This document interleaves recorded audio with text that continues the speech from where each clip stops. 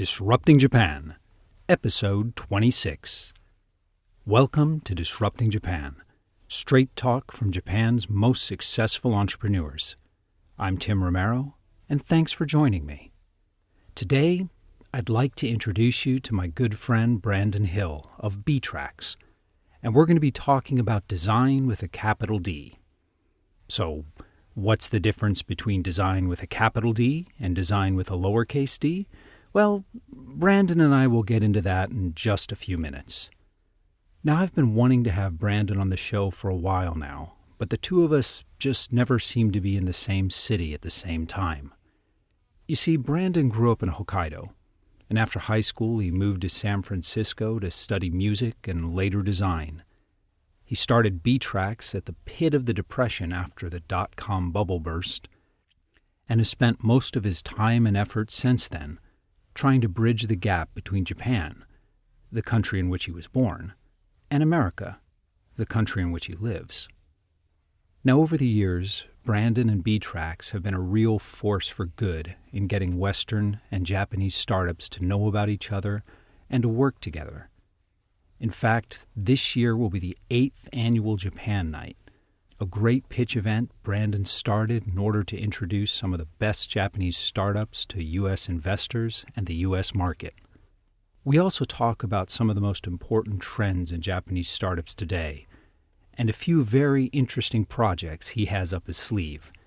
But I'll let Brandon tell you all about that himself. So let's get right to the interview. So I'm sitting here with Brandon Hill, CEO of B-Tracks, which is a San Francisco-based creative agency specializing in U.S., Japan, cross-border business. Is that pretty close to correct? That's pretty much correct. Sometimes we even have a hard time explaining ourselves, but basically cross-border branding and marketing agency. Yeah. Now, I've got to say, I've never had a CEO of a services company on the show yet. Interesting. Well, no, B-Tracks, you guys are doing something really different, and we'll get to that because I think you're doing some very interesting and important work. Yeah. Well, tell me, let's talk a bit about the differences between design in Japan and design in the U.S. What's your take? What's the most important differences and most important similarities? I would say that there's a simple answer and there's a little bit more complicated answer. Let me tell you the simple answer first. Okay. The design in the US or outside of Japan is a little bit more universal in a way. It's simple, easy to understand, straightforward. Design in Japan in terms of marketing, it's a little bit more complicated, more number of colors, more bells and whistles. So if you go to a bookstore, the cover of magazine looks very different in the US and Japan. Yeah. If you go get on a train, all the ads look really colorful. Yep. That is the first thing that strikes you. Yeah. Western design, it's very, I don't want to say minimal, but very simple. A lot of white space. A lot of Japan is very busy, very crowded, very information dense. Yeah. Why is that? My personal theory is related to manga and anime culture. Okay. We Japanese people grew up with manga, so they're kind of like a manga native, anime native. So they're used to reading really busy literature. Okay. And every single page on the manga book looks super busy. And you need to follow each box to understand the story. To me, it's not easy to read manga, but Japanese people, it's a second nature. That's an interest. I've never heard that. Yeah. And actually, when you think about it, if you look at the advertising that is pre-war, it was much simpler and much closer to Western sensibilities. Yeah. That's totally true.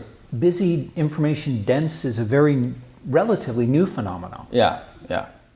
Huh. Yeah. All right. The second answer from me would be that the concept of design itself is very different in the US and Japan. Japan, if you say design, most people think it's drawing something or layout, maybe advertisements. So designers in Japan, they're very good at designing posters.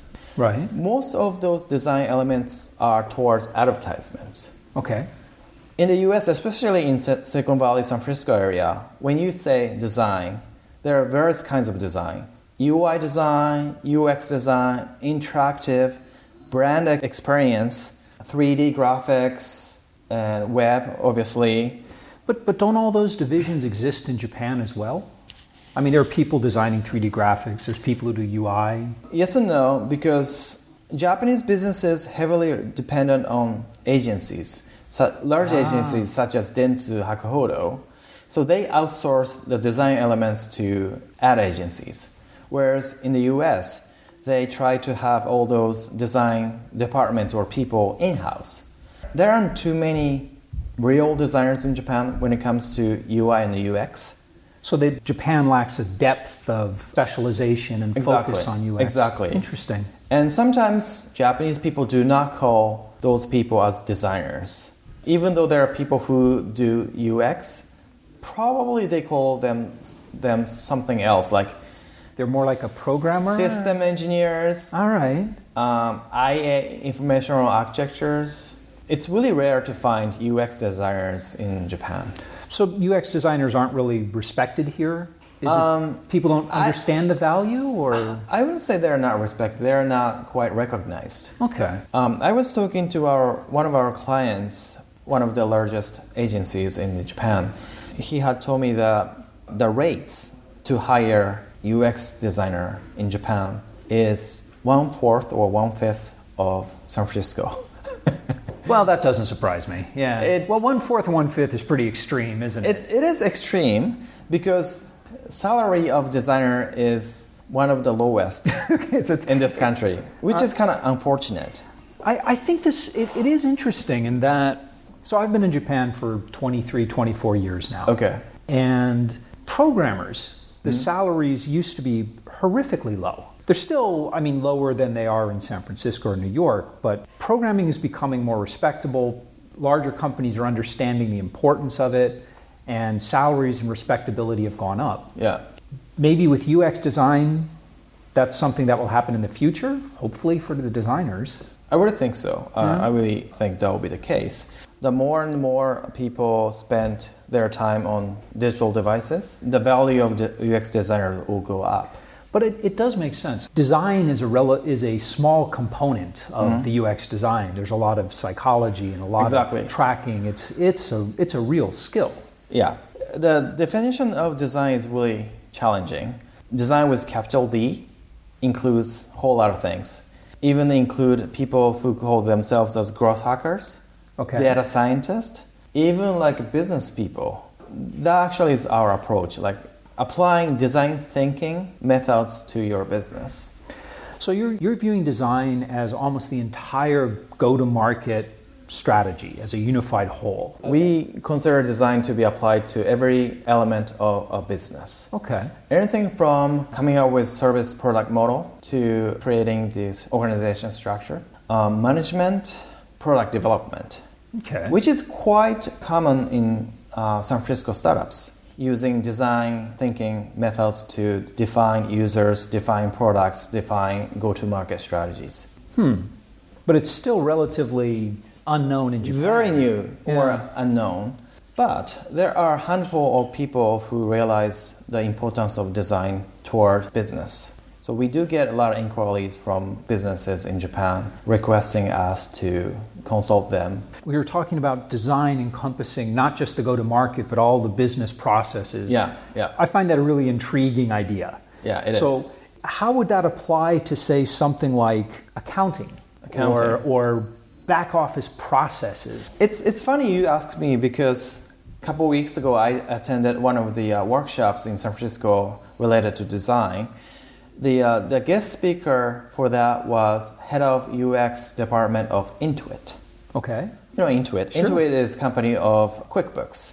Largest accounting software company in the world right now. And they're very well known for applying UX and design thinking ideas towards management. They created this innovation team, and every single employee of Intuit is required to take a couple workshops related to UX and design thinking to innovate their business model. Relying too much on single product is very risky, and they had to come up with new product ideas. I see where you're going with this. Yeah. That makes sense. You know, my companies in the past, I've always said, everybody is in sales, everybody is in support, without exception. But I had never really thought about it in terms that you're saying now, like everybody is in design.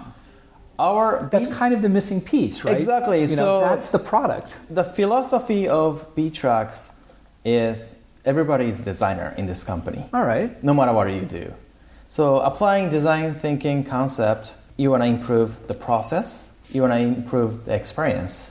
So even if you're an HR person, there's definitely a way to improve the experience that you give towards applicants, for example.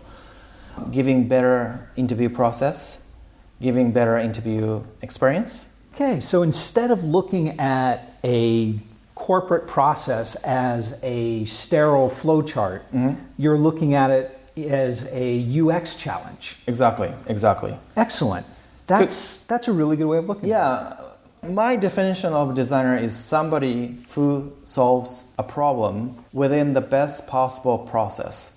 I can see why Japanese companies are slow to adopt this. It's a great idea, but this will take some time. Yeah, exactly. Okay, getting back to design and marketing between the US and Japan, because you've worked bringing companies in both directions. Yeah, I would say, first of all, Japan and the US are very different in a way that you apply design for go-to-market marketing. In Japan, obviously, because of this manga culture, you gotta have a character. Behind every product's success, there's some sort of character.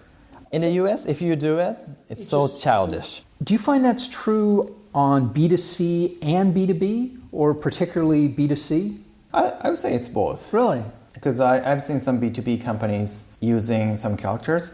Yeah, and come to think of it, all of the prefectures and a lot of cities in Japan have their own little character mascots. Every single prefecture has it. So is this just the famous Japanese cuteness? It's easy to say, okay, Japanese like cute things, but there has to be more depth to it than that. I think it's really funny contrast. Cuteness is on the other side of spectrum from seriousness. Yeah. But if you think about Japanese businesses or Japanese businessmen, they're super serious. It's kind of funny that all those serious Japanese business people think about, okay, what kind of cute character we should make. People are usually very sincere and serious, but in order to be closer to brands or people or businesses, you need to have some boost. I would say that boost is a character. So it's friendly and non-threatening. And, yeah. Well, that's interesting because in the U.S. we have almost the opposite problem, where business is very informal and friendly, very casual. But certainly on the B2B side, marketing tends to be very formal, very very serious. Yeah. So in the U.S. we use a lot of photos on the website or brochure. In Japan we use a lot of characters. And also, these characters are a symbol of anonymous culture in Japan. Company do not show much of real people working within the company. Even CEOs do not be on the front of marketing. In the US, Twitter, you want to show real people. Jack Dorsey, Elon Musk, Steve Jobs. How many people can you think of being in front of marketing activities at Japanese companies? Maybe Son-san, Mikitani-san. Those are the two I was going to think of, but I can't really think of any Horiyama, others. maybe. Yeah. That's all right. It's rare. A lot of Japanese CEOs kind of hesitate to be in front of audience. Instead, they create some cute characters to represent their companies. It's kind of interesting contrast, isn't it? It is. So the characters, it's an avatar. We have our own character called Cooper. It's a dog. It's my real dog that I bring to my office every once in a while, and sometimes we use his face on the T-shirt. We created a B-Track T-shirt saying 98% human, 2% dog equals to B-Tracks. It's a breakdown of our team. I gotcha. Okay. So the aim is to communicate some Asianness. So when you're seeing companies that are coming into Japan from America or going into America from Japan, what's the most common mistake you see them making? When, for example, a US company tries to come to the Japanese market, the challenge is adapting to the customers in Japan by adjusting products and services. I haven't seen too many companies who are willing to adjust their business model or product to better serve Japanese audience, consumers. I agree with you completely on that, but can you give us a concrete example of that? Okay, I need to be careful on this. I cannot talk about I don't want to get you in trouble with your customers. Any of our clients, but there is a company called Uber. I've heard of them. Yeah. Super successful in the US. Obviously, they tried to come to Japan, and they did. Yeah. However, there is a challenge of competing with taxi. Taxi in Japan is excellent in services. Yeah. You can find taxis anywhere in Tokyo in 30 seconds maybe. Yep, and they're clean, they're reasonably nice. priced. Yeah. Yeah. So competing with Japanese taxi industry is not easy. However, as far as I know, Uber doesn't change their strategy much. Yeah, I think that's a really good example. Yeah. They pretty much are just running the corporate playbook in Japan. Yeah. And seeing if it works. Yeah. So I think this is the one of the weakness of Americans. We think Americans are number one, and Japan is a tiny country that we can serve easily. Yeah. Well, it's a little bit arrogant mentality of American people. It is. We Americans are pretty bad at that. Yeah. An awful lot of times I've worked with companies coming in who seem to feel that once the Japanese see the American way of doing things, of course they'll adopt it because it's better. Yeah. On the other side, when we talk to Japanese clients, almost always they say, what should we change to go global? Sometimes we say, no, your products are excellent. All you have to do is doing better job on the marketing side. And maybe localizing some UI and changing some bits and pieces of the product. Japan has excellent products, but they're not very confident about serving outside of Japan.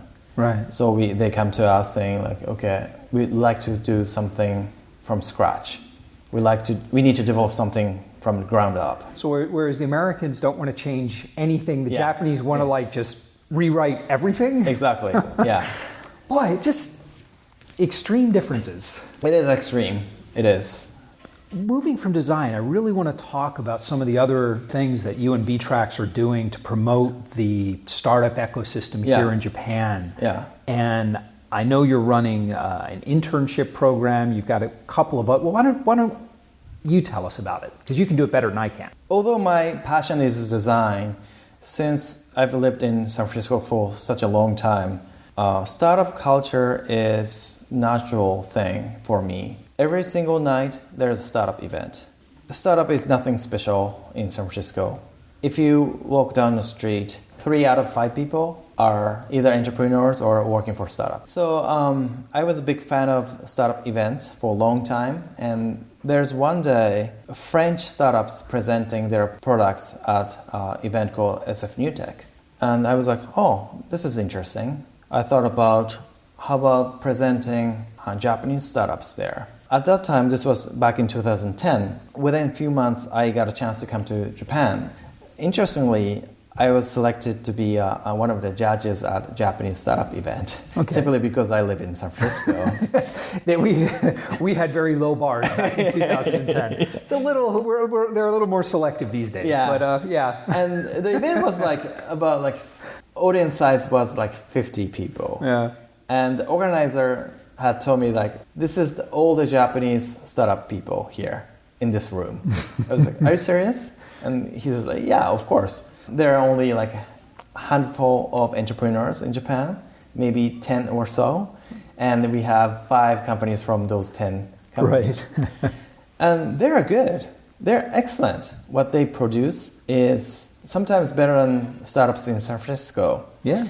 But the unfortunate fact is that all of those products are in Japanese. How come you don't do things in English so that you can cover the global market? And they're like, oh, we don't know how. And I was like, okay. I can help you with that. Yeah. just make your products in English, come to San Francisco, present in front of a US audience. That's all you need to do. They're like, okay, but how?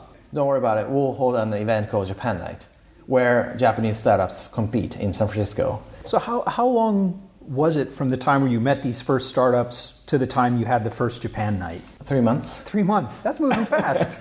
All right. Yeah. It's a startup. And you've been running it. This year will be Japan night number 8. Yeah. That's awesome. And it's bigger now. It is 10 times bigger. Yeah. Last 5 years, I've seen lots and lots of startups in Japan being really successful, both in Japan as well as overseas. There are some startups in San Francisco from Japan. Right. So I think it's incredible change I've seen.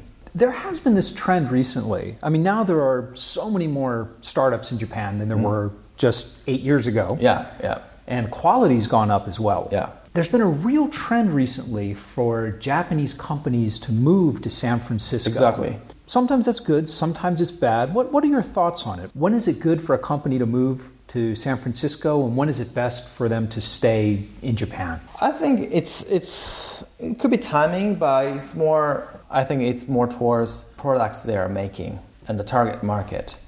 So obviously, if you want to target global market, coming to San Francisco will be an excellent idea to do because you can talk to direct users right at the cafe, on the street, or startup events. If your products and services are more towards Japanese audience, you may want to stay in Japan because it's a lot cheaper. I think there's a trend recently that a couple of my entrepreneur friends from Japan have engineering team in Japan while having business team in San Francisco.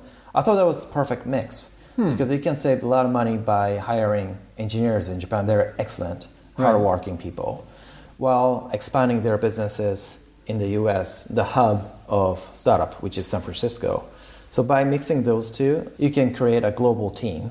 So what do you see Japan Night evolving into? What good is it doing?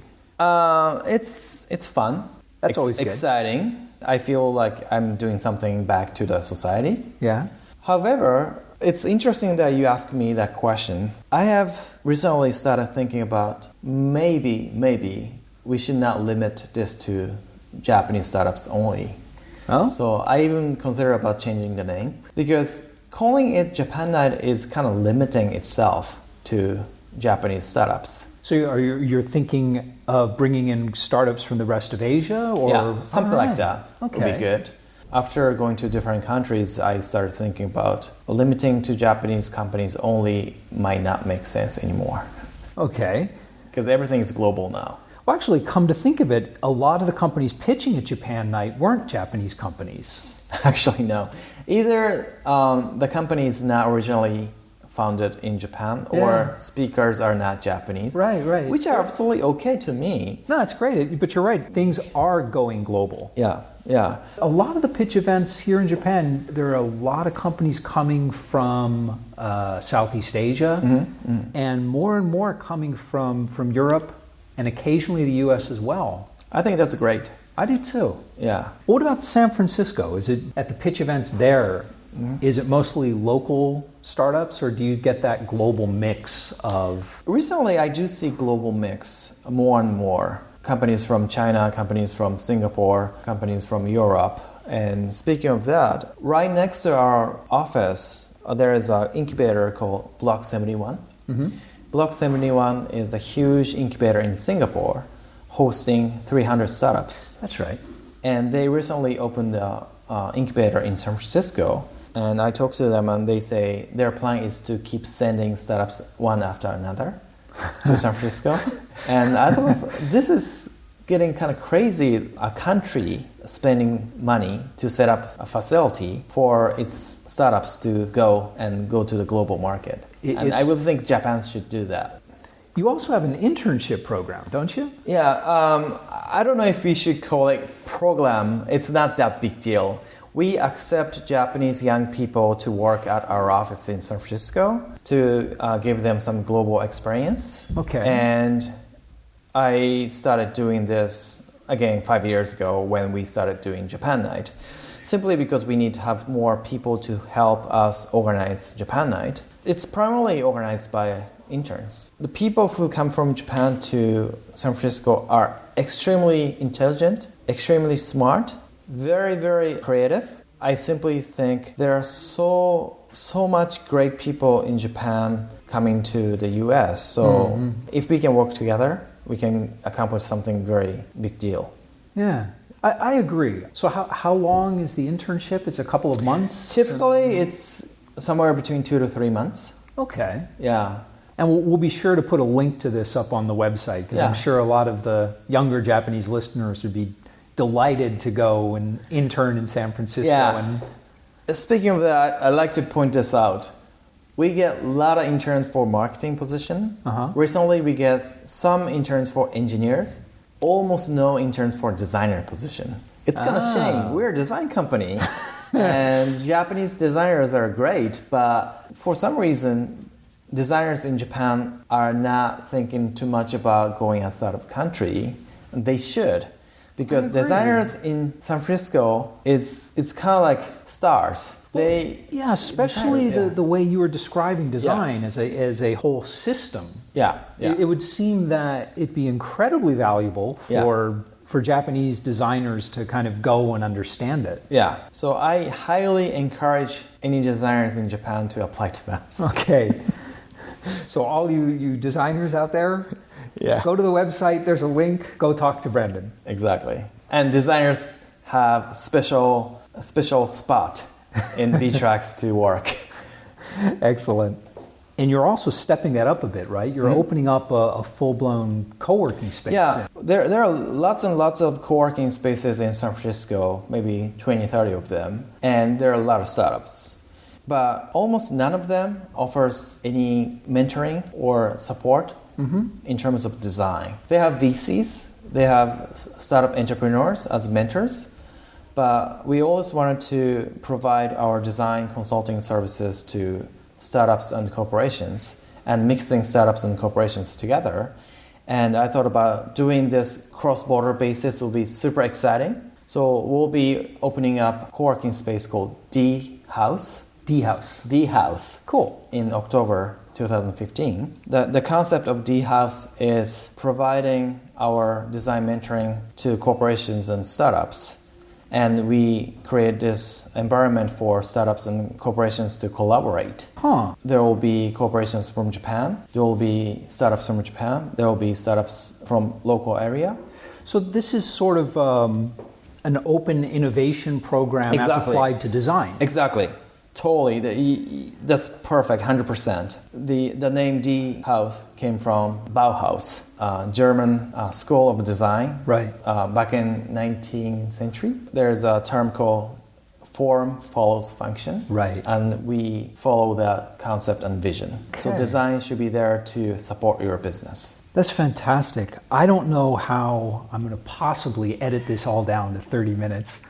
But before we wrap up, I want to ask you, so you've been running Japan Night and deeply involved in the startups ecosystem, both here in Japan and in San Francisco for the last 8 years. So pulling out your crystal ball here, where do you see Japan's startup ecosystem and Japan's view of holistic design and UX design in 5 years? I can confidently say one thing. Within 5 years, most Japanese startups have either entrepreneurs, founders, or employees non-Japanese. I would say every single team will have non-Japanese people with it. Yeah, that definitely is a trend right now. Yeah. That's accelerating. Yeah. Towards that, we'll have more non-Japanese designers who can contribute to their businesses. And you think that'll diffuse the ideas? Exactly. There's only one way for a startup in Japan to survive, which is going global. Targeting only domestic market is not realistic, and it's almost impossible to survive in this country because there are so many corporations, so they gotta go global. The best way to accomplish that is having non-Japanese people in the team. So do you think in 5 years we're going to start seeing this emergence of kind of a holistic approach to design in Japan? I think it is our job to do that. All right. Well, I'll be looking forward to that. Definitely. Okay. Yeah. Hey, Brandon, thanks so much for sitting down with me. It's been great. Thank you so much. It was good. And we're back. I found Brandon's approach to design really, eye-opening.